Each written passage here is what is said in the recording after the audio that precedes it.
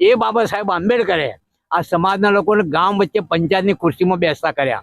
એ Baba Saheb આંબેડકરે કારકુનમાંથી IAS IPS બનાવ્યા। એ બાબા સાહેબ આંબેડકરે પટાવાળા બનાવ્યા। કમનસીબી એ છે કે આ સમાજ બાપને ભૂલી ગયો છે એટલો માર ખાઈ રહ્યો છે।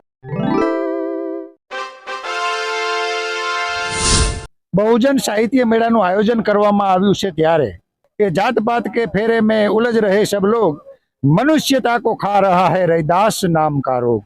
तो भंतेजी જેવો સુરેન્દ્રનગર અમરબોધિ બૌદ્ધ વિહાર વઢવાણ ખાતે ત્યાં પધાર્યા છે અને હું છું વેદ ગોવર્ધન રાય બૌદ્ધ કે ભંતેજી સાહિત્ય મેળાનું આયોજન કરવામાં આવ્યું છે, તો આ નિમિત્તે આપનો શું સંદેશ રહેશે?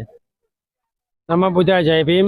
राष्ट्रीय बहुजन साहित्य मेला 2026 जो गांधीनगर में शुरू हुआ है, हम आज इनकी मुलाकात ली।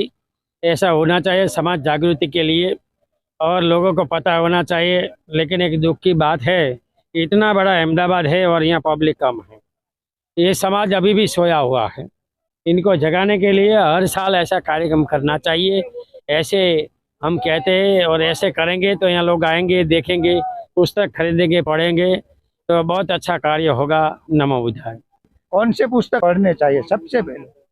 बहुजन साहित्य मेले में से धर्मांतर की वो पुस्तक है, कौन से मार्ग के मुक्ति वो पुस्तक है, बुद्धायन धम्मा पुस्तक है, बुद्ध धम्म का सार पुस्तक है, धम्पद पुस्तक है। ये सब पुस्तक हमें घर में रखकर खरीद कर पढ़ना चाहिए।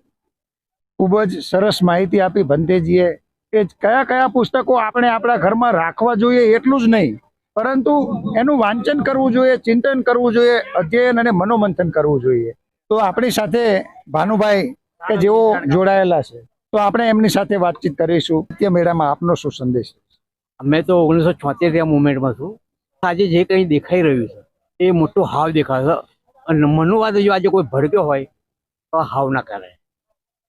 વાસ્તવમાં શું છે, આજે જે સાહિત્ય પુસ્તકનો મેળો બહુ જ આવકારવા લાયક છે। એટલા માટે કારણ કે સમાજમાંથી અને હાલની જે ન્યૂ જનરેશન છે, નવી જે પેઢી છે, એમાં વાંચનનો અભાવ દિન પ્રતિદિન ઘટતો રહ્યો છે અને વાંચનના અભાવે આજે આ સમાજની જે ન્યૂ જનરેશન, જે નવી પેઢી છે, એ વ્યસનો તરફ એનો વળાંક વધ્યો છે।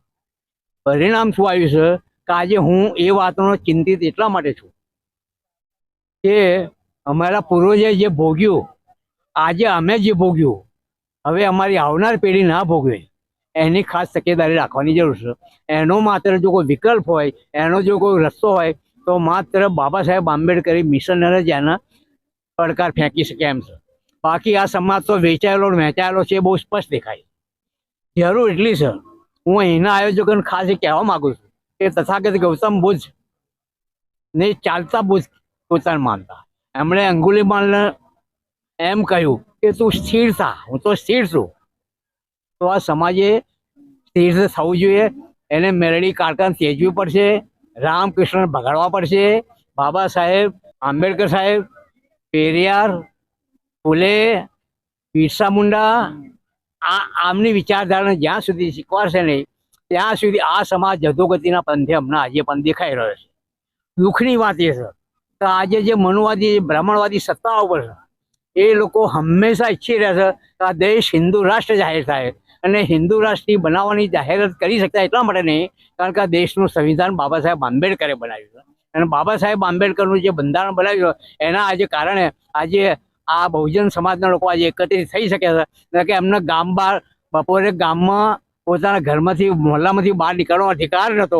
એ બાબા સાહેબ આંબેડકરે આ સમાજના લોકોને ગામ વચ્ચે પંચાયતની ખુરશીમાં બેસતા કર્યા। એ બાબા સાહેબ આંબેડકરે કારકુનમાંથી આઈએએસ આઈપીએસ બનાવ્યા। એ બાબા સાહેબ આંબેડકરે પટાવાળા બનાવ્યા। કમનસીબી એ છે કે આ સમાજ બાપને ભૂલી ગયો છે એટલો માર ખાઈ રહ્યો છે। જય ભીમ, નમો બુદ્ધાય। ખૂબ જ સરસ વાત કરી। એમનો કહેવાનો મતલબ એ છે કે જે તમને અત્યાર સુધી નથી મળ્યું એ તમારે મેળવવું હોય તો હવે તમારે એ કરવું પડશે કે જે તમે અત્યાર સુધી નથી કર્યું। ખૂબ ખૂબ ધન્યવાદ, આભાર। જય ભીમ, નમો બુદ્ધાય, જય ભારત, જય સંવિધાન।